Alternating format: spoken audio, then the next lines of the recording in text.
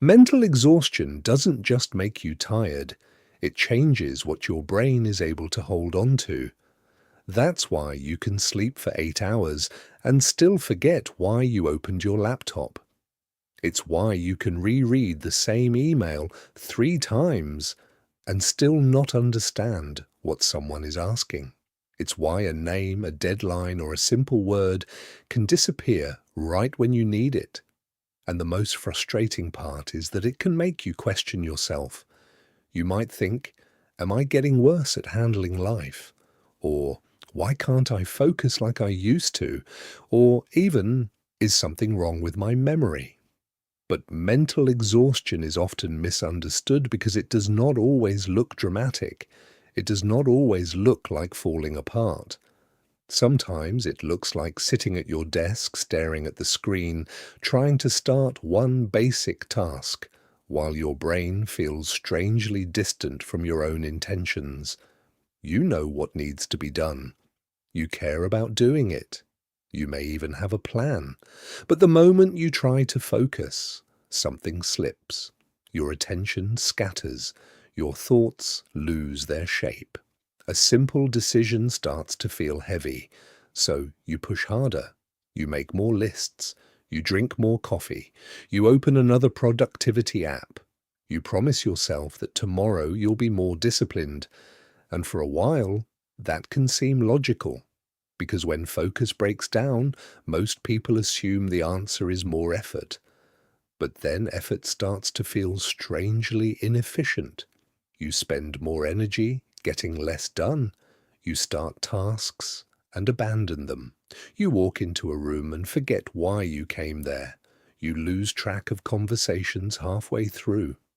You remember that something was important but not exactly what it was, and that creates a quiet kind of fear. Not panic, necessarily. More like doubt, a private concern that your mind is becoming unreliable. This is where many people begin blaming themselves. They call it laziness. They call it poor discipline. They call it getting older. But those labels usually describe the surface, not the structure underneath. Memory and focus depend on more than intelligence or motivation. They depend on available mental capacity.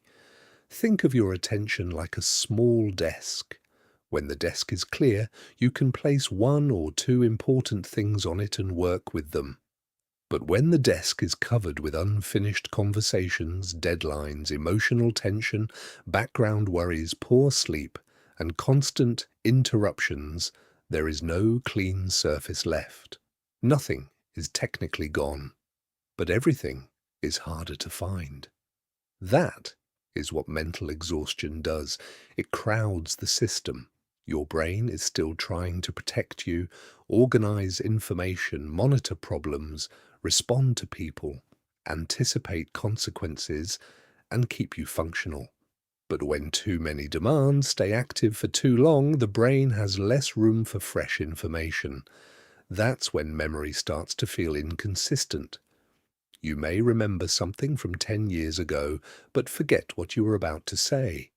You may remember every detail of a stressful conversation, but forget a simple appointment. That can feel confusing, but it makes sense. The brain does not store and retrieve everything equally under pressure.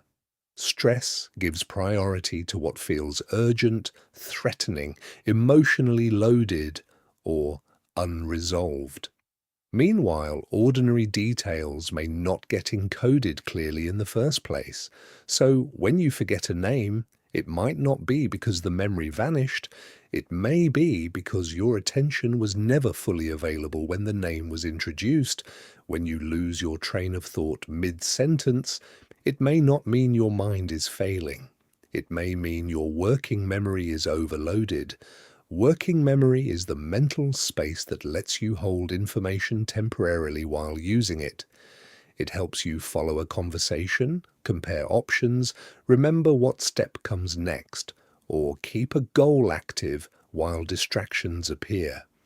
Mental exhaustion weakens that space, and once working memory is strained, everything starts taking more effort. Reading feels slower, conversations feel more demanding, decisions feel heavier. Even simple tasks become easier to avoid because the brain predicts they will require more energy than they should. This is one reason burnout can feel so disorienting. You are not only tired, you are tired of needing so much effort for things that used to feel normal. At first, people try to compensate. They double-check everything. They write reminders everywhere. They apologize more often. They avoid complex conversations. They stop making plans because remembering the details feels stressful. Over time, this can shrink a person's confidence, not because they are incapable, but because their mind no longer feels steady. And when your mind feels unpredictable, you start making your life smaller to avoid embarrassment. That part matters, because memory and focus are not just productivity tools. They affect identity. They affect independence. They affect how safe you feel in your own life.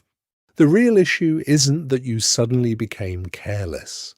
It's that your mental system may be operating with too much load and too little recovery.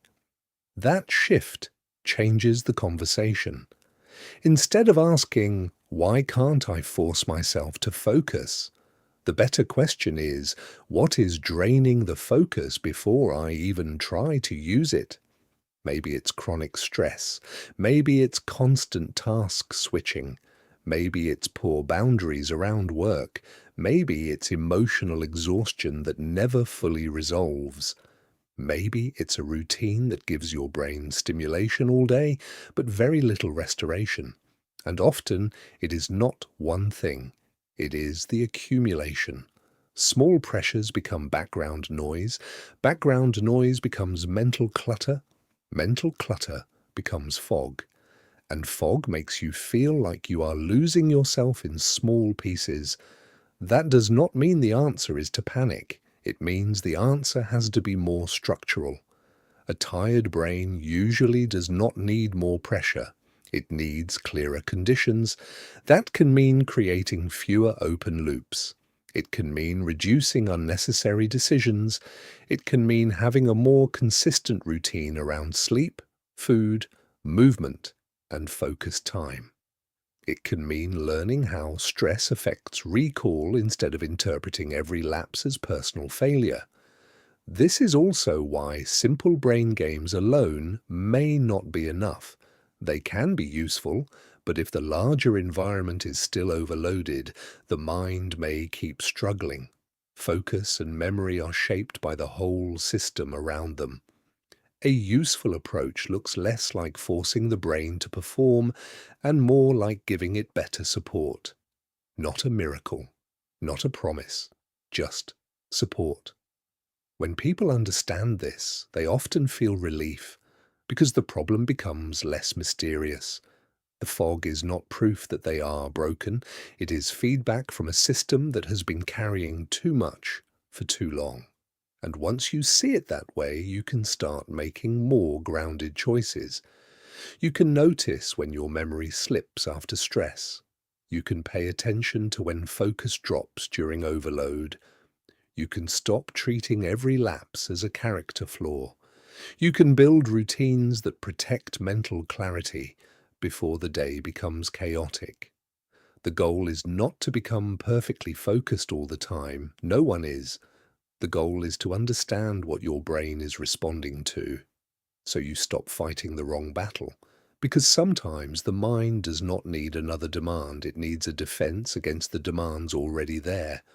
If you want to explore this more, there's a structured breakdown linked in the description that walks through practical ways to support focus, memory, and daily mental clarity. And if this helped you understand your exhaustion differently, subscribe for more calm, practical explanations about burnout, stress, and the mind.